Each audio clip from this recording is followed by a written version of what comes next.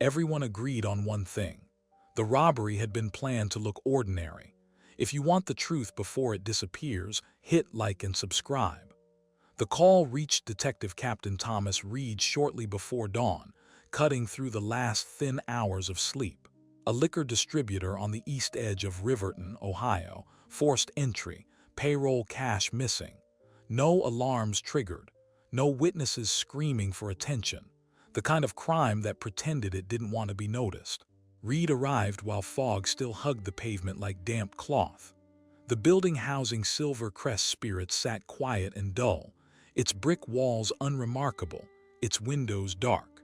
Inside, officers were already moving with careful restraint, as if instinct warned them not to disturb something fragile. The administrative office told a careful story. Too careful. Drawers pulled out but not overturned. Filing cabinets opened, not ripped apart. Papers shifted, not scattered. Whoever had worked the room knew exactly where the cash was kept and how much time they had before anyone noticed. The safe was old, the kind companies kept because replacing it cost money and admitting its weakness cost pride. Its door lay twisted and bent, metal peeled back with practice pressure.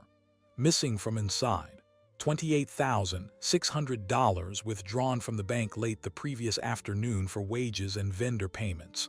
No fingerprints. No tool marks worth celebrating. No blood. Almost perfect. The first flaw came from routine police work.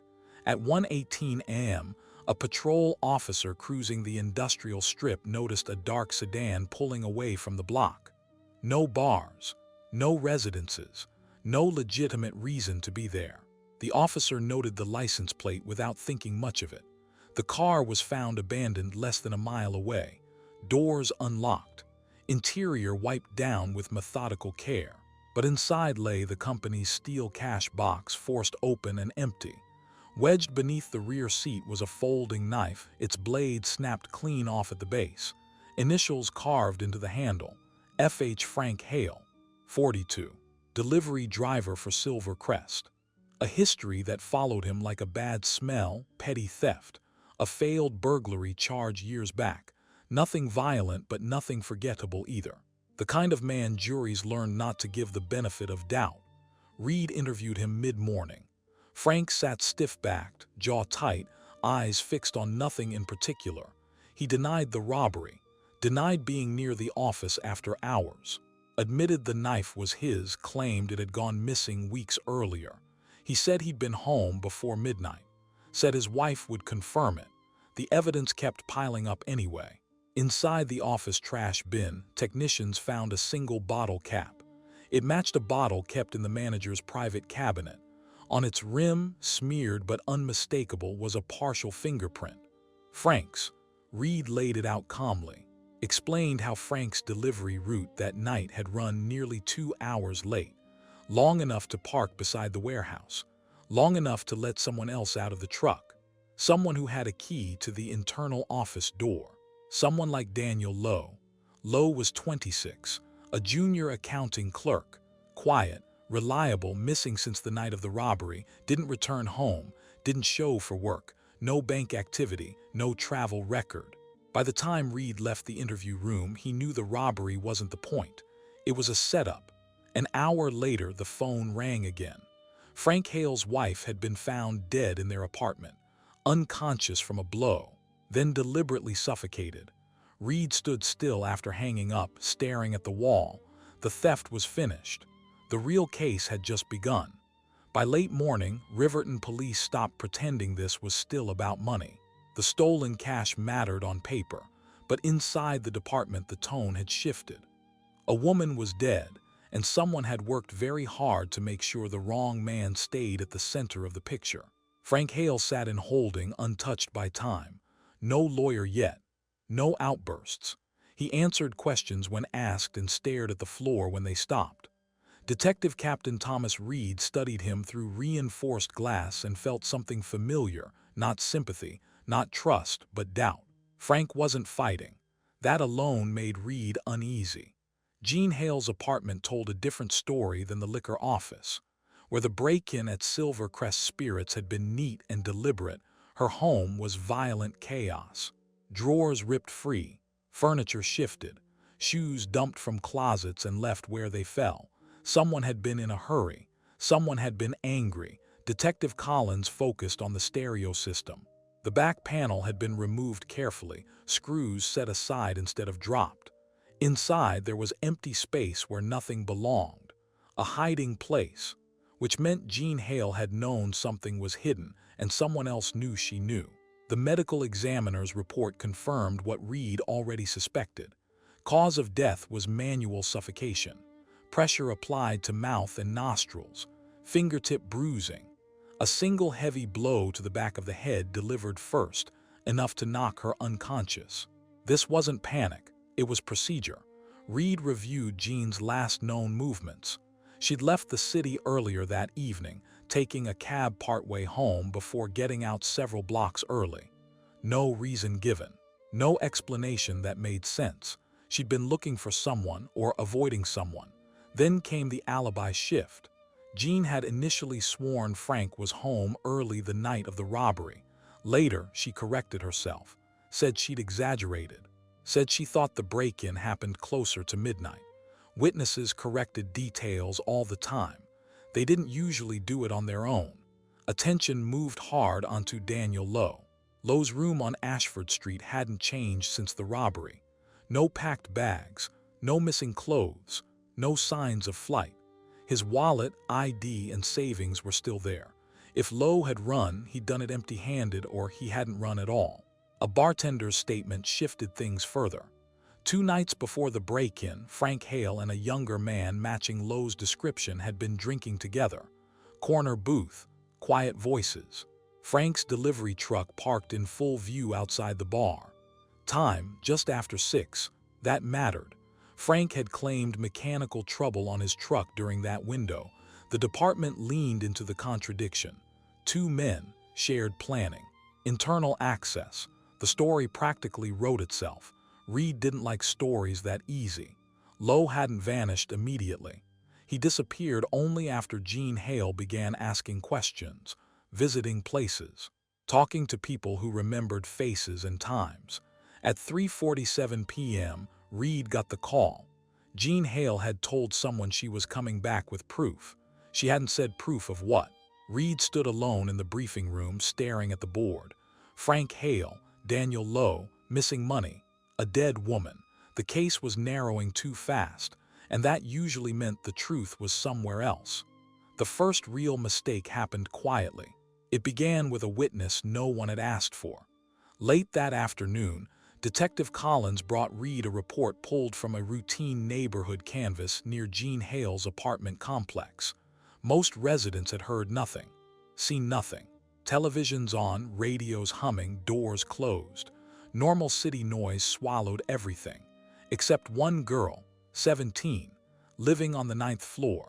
She and her boyfriend had been on the rooftop terrace the night Jean Hale was killed. Not because they liked the view, but because the building had blind spots cameras didn't cover. They hadn't been alone. She described another couple arriving on the roof shortly before 10. A man she couldn't place and a woman she remembered clearly. Dark hair, light-colored coat, confident posture, not someone who lived in the building. The couple stayed only a few minutes, long enough to wait, long enough to watch. Then they left, heading toward the stairwell. Jean Hale's estimated time of death fell within that window.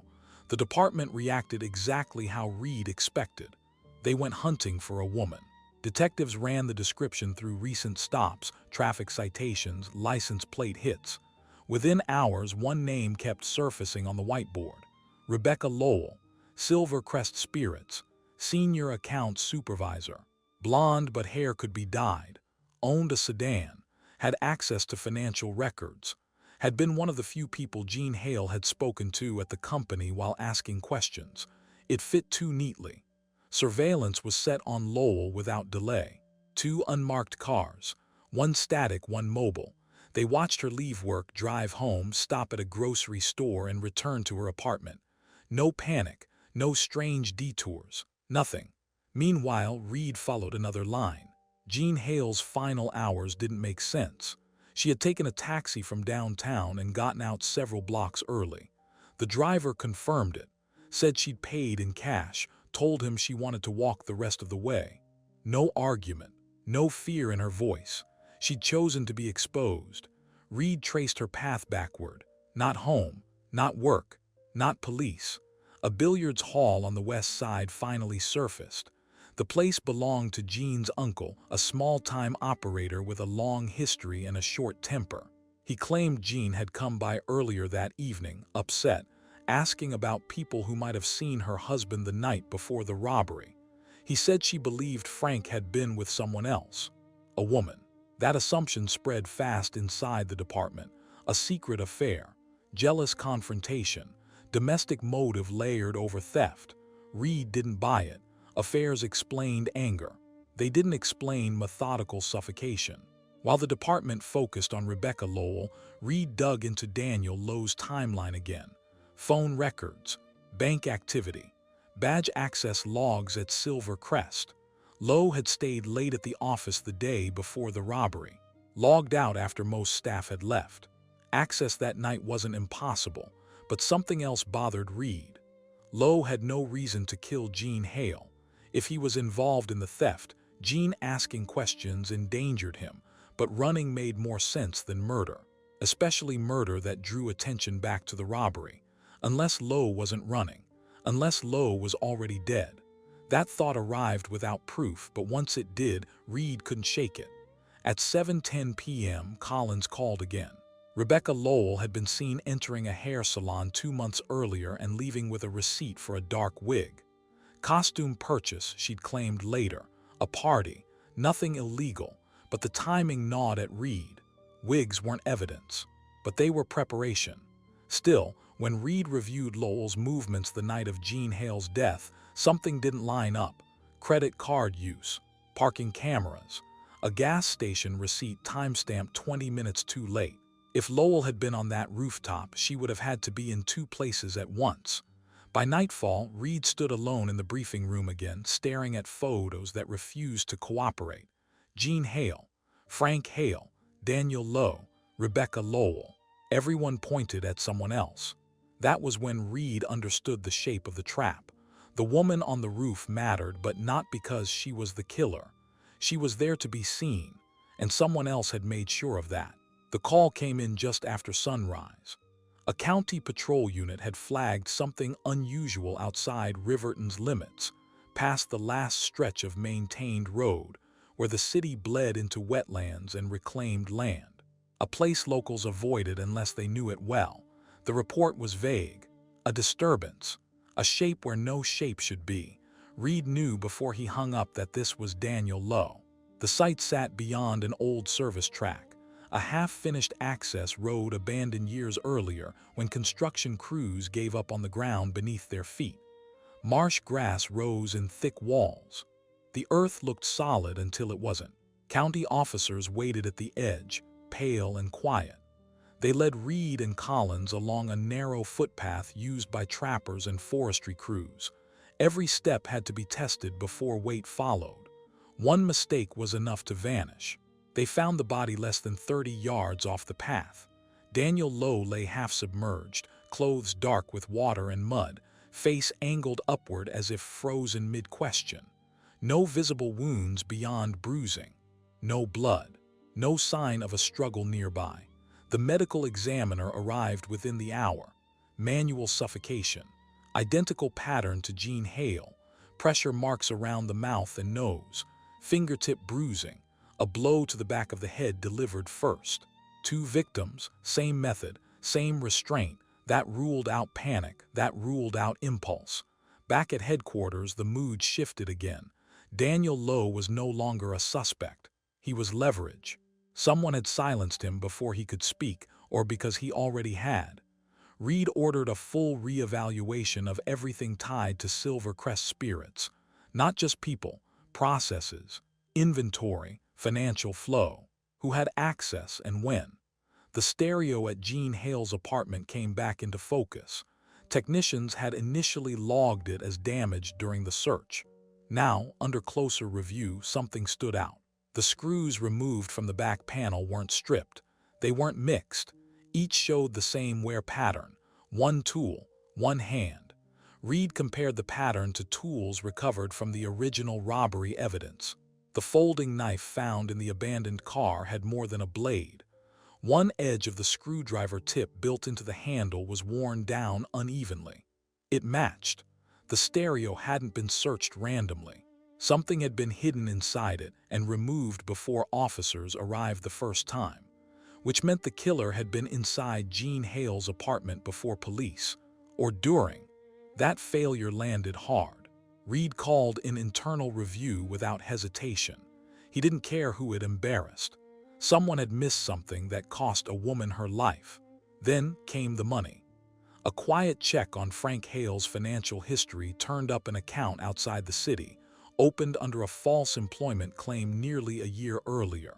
Steady deposits, modest at first, then larger, always cash. Total balance just over $70,000, far more than a delivery driver should have. Frank Hale hadn't talked because he couldn't. The robbery charge wasn't his threat. It was his protection. If he went to trial for theft, he stayed alive. If he told the truth, he didn't. That realization reframed everything. Daniel Lowe hadn't planned to disappear. He'd been trying to expose something. Reed confirmed it through a call that came too late. A federal revenue investigator admitted a man had contacted their office days earlier, asking about confidentiality, rewards, and protection in exchange for proof of tax evasion tied to a liquor distributor. He'd never shown up. Silvercrest Spirits stopped looking like a victim. It started looking like a machine. Reed reviewed shipment logs, warehouse access times, and weekend schedules. The company didn't operate Saturdays, but the office did. And inventory moved when no one was supposed to be watching. By midnight, Reed stood in the darkened warehouse district, staring at Silvercrest's loading bays from across the street. Someone inside that building had turned theft into routine. Someone had paid Frank Hale to take the fall. Someone had killed 2 people to keep the system running, and whoever it was would need to move again soon. Operations like that never stopped quietly. They ended loudly or not at all. Reed didn't sleep. He stayed in his office long after midnight, running numbers that refused to settle. Silvercrest Spirits wasn't a front. It was worse than that. It was a working business with a hidden second spine, one that moved product no ledger admitted existed. Stolen liquor didn't vanish. It flowed. Reed looped in federal revenue enforcement before sunrise. Quietly. No warrants yet. No raids. Just eyes and authority where local police lines ended. The kind of pressure that made mistakes expensive. By morning, surveillance was in place. Silvercrest's management team moved like nothing was wrong. Meetings, coffee runs, emails sent on schedule, but Reed noticed the gaps.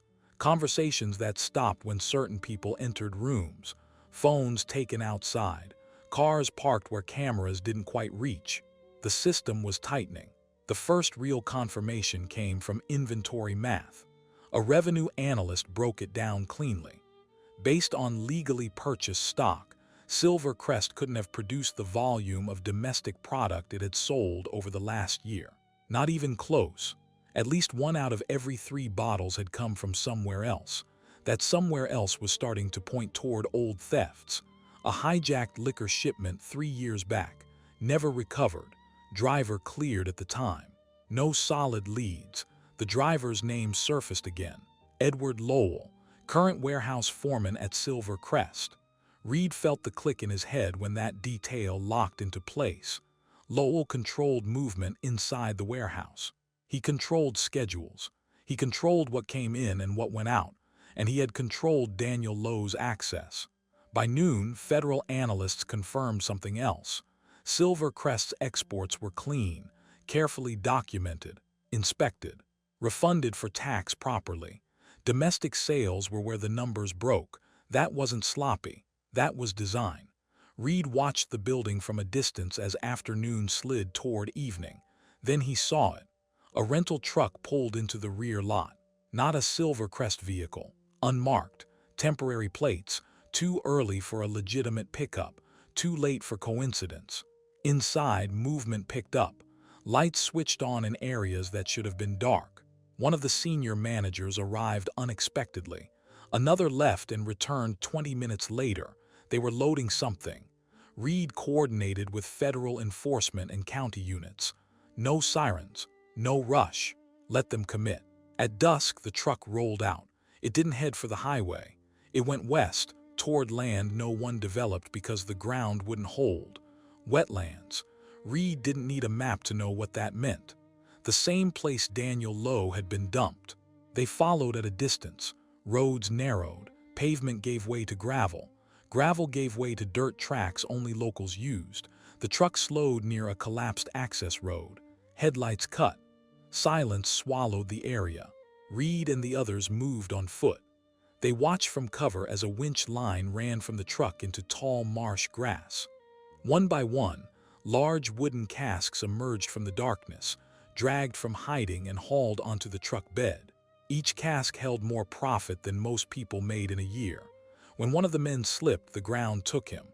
There was no scream, just a sudden drop, a sharp pull on the line, and then nothing but rippling mud. Reed stepped out of cover. "Police," he said calmly, "don't move." No one listened. The remaining suspects scattered badly. One tripped. Another froze. A woman ran farther than she should have and stopped when a deputy blocked her path. Minutes later, it was over. 3 arrests. One body lost to the marsh. Enough. As cuffs clicked shut, Reed looked at the truck, the casks, the mud on their sides. Daniel Lowe hadn't been killed for money. He'd been killed for proof. And proof was now stacked in plain sight. But Reed knew better than to relax. There was still one question left unanswered. Why Frank Hale had chosen silence even when it destroyed him. And that answer wasn't in the marsh. It was back in the city. The arrests didn't end the case. They only stripped away the noise. By the time dawn broke, federal agents had sealed the Silvercrest warehouse. Inventory was frozen. Phones were taken. Accounts flagged. What had been hidden in marshland was now documented, photographed, and counted. But Frank Hale was still dead. Reed stood alone in the holding corridor outside the cell where it had happened. No broken fixtures. No overturned bench. The medical examiner had ruled it a suicide within minutes. No hesitation. No ambiguity. Frank hadn't waited. That was the part that mattered. Men who panic hesitate. They bargain. They stall. Frank Hale had acted like someone who knew the clock had run out. Reed went back through Frank's final week with fresh eyes. Every visit, every silence, every refusal to explain himself. Frank hadn't been protecting himself. He'd been buying time for someone else. The financial trail filled in the blanks. The off-site account wasn't payment for the robbery. It was an insurance policy. A steady cut for a job that had started long before Silvercrest ever broke a safe. Frank Hale had been a courier, not for money, for product. He knew routes, blind spots, delivery windows. He knew how to move goods without attracting attention. When the stolen liquor shipment disappeared years earlier, Frank hadn't driven it. He'd redirected it. The warehouse foreman, Edward Lowell, had needed someone invisible, someone replaceable. Someone already dirty enough to take a fall if things went wrong. Frank fit. Daniel Lowe had discovered it by accident. Anomalies in stock records, volumes that didn't match procurement, dates that overlapped when nothing should have moved. He'd asked the wrong questions, and he'd asked them quietly, which made him dangerous. Jean Hale had connected the last piece. She hadn't been chasing an affair. She'd been chasing a pattern, Frank coming home late. Extra cash she didn't ask about, places he couldn't explain. She hadn't known what the crime was. She'd only known it was big. Reed pieced together the final night. Jean had hidden something inside the stereo: documents, bank slips, a ledger page. Proof small enough to move, valuable enough to kill for. When Frank was arrested, the system broke rhythm. Someone had to retrieve what Jean had hidden, fast, quietly, before she decided to take it to the police herself. The woman on the rooftop hadn't been there to kill. She'd been there to watch, to signal. The actual murder had happened moments later, inside the apartment, by someone who knew exactly how long it took to suffocate a person without leaving obvious marks. That someone hadn't been improvising. Reed reviewed the arrests again. One name stayed circled in red, Rebecca Lowell, not because she'd run, because she hadn't. She'd stayed calm through everything, even when her husband vanished into the marsh, even when federal agents read her rights, even when her accounts were frozen. She'd been prepared. Reed met her in the interview room that afternoon. No raised voice, no threats, just time. She didn't confess. She didn't need to. Forensics filled the gaps. Fibers, nail marks, timing. The same pressure patterns on both victims, the same calm efficiency, the same person. Rebecca Lowell had never touched the liquor. She'd enforced silence. Frank Hale had known it. That was why he'd stayed quiet. Why he'd accepted the robbery charge. Why he'd never tried to trade information for leniency. If he talked, she'd come for his daughter next. When Frank died, the system lost its last shield. Reed closed the file slowly. There was only one thing left to do now: finish it in the open, and make sure there was nothing left to hide. The final hearing was coming, and someone was going to talk whether they wanted to or not. The hearing room was smaller than people imagined. No grand chamber, no drama carved into marble, just wood, glass, and the low hum of air circulation that made everyone sound calmer than they felt. Detective Captain Thomas Reed sat in the second row, hands folded, eyes forward. He had learned long ago that justice rarely arrived loudly. It arrived when there was nowhere left to hide. Rebecca Lowell entered with her attorney at precisely 9:03. Calm, composed, hair pulled back neatly. No trace of the woman who had waited in shadows or pressed the air out of two lives. She looked like someone prepared to argue spreadsheets, not murder. The prosecution didn't start with death. They started with inventory, charts, shipment logs, procurement records, gaps highlighted in yellow. Federal revenue analysts explained it slowly, methodically, stripping emotion from the room. For every 3 cases of liquor Silver Crest could legally account for, a fourth had appeared in domestic sales. Stolen whiskey, reintroduced, laundered through legitimate production. Then came the money. Frank Hale's off-site account. Cash deposits mapped against warehouse movement dates. Not payment for one crime, but a percentage, steady, predictable. A courier's cut. Hale hadn't been greedy. He'd been trapped. The defense tried to pivot. Blame the dead man. Suggest Hale had acted alone. That Daniel Lowe had discovered the theft and panicked. That Jean Hale had confronted her husband and paid the price for domestic violence gone wrong. The theory collapsed under timing. Phone records placed Rebecca Lowell near Jean Hale's building that night. Parking cameras showed her vehicle entering and exiting the district within the same window the rooftop witnesses described. Fiber traces from her coat matched fibers found on the stereo casing. Then came the nails. A forensic specialist explained keratin growth rates in simple terms. The microscopic tearing patterns found on both victims' skin matched fingernails cut within 48 hours of the murders. Rebecca Lowell's manicure receipt was dated the morning of Jean Hale's death. That was when the room finally shifted. The last piece arrived quietly. A clerk carried in a sealed evidence box recovered weeks earlier from a safety deposit facility outside the city. Inside were photocopies of internal ledgers, handwritten notes, and a single bank withdrawal slip. Jean Hale's handwriting. She hadn't hidden proof to save her husband. She'd hidden it to stop him from being killed. Reed watched Rebecca Lowell as the documents were entered into record. For the first time, her control slipped. Not fear. Calculation breaking down. The realization that the system she'd protected had outlived its usefulness. The verdict came 3 days later. Guilty on all counts. Tax evasion, conspiracy, 2 counts of murder. When the gavel fell, Reed didn't feel relief. He felt weight lifting not from himself but from the case. From the dead who had done everything they could with the time they had left. Frank Hale had bought silence to protect his daughter. Jean Hale had chased truth knowing it might kill her. Daniel Lowe had tried to do the right thing quietly and paid for it. The proof survived because none of them acted alone. Weeks later, Reed stood outside the courthouse as reporters packed up and moved on. Another case closed. Another story simplified. He didn't correct them. Some truths didn't need polishing. They just needed to be recorded. If you stayed with this case to the end, drop a like and subscribe. It helps keep stories like this alive. And tell me this in the comments. Who do you think was really the bravest, Frank, Gene, or Daniel?